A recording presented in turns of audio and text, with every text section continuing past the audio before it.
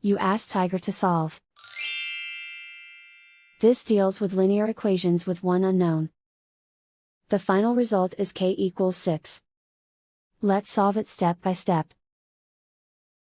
Group all k terms on the left side of the equation. Subtract 7k from both sides. Group like terms.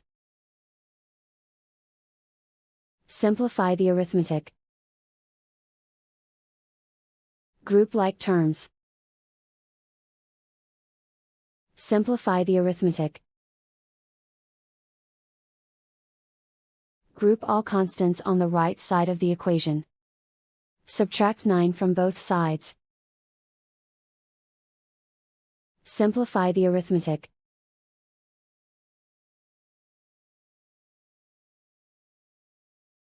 Isolate the k. Multiply both sides by -1. Remove the ones. Simplify the arithmetic. And so the final result is k equals 6.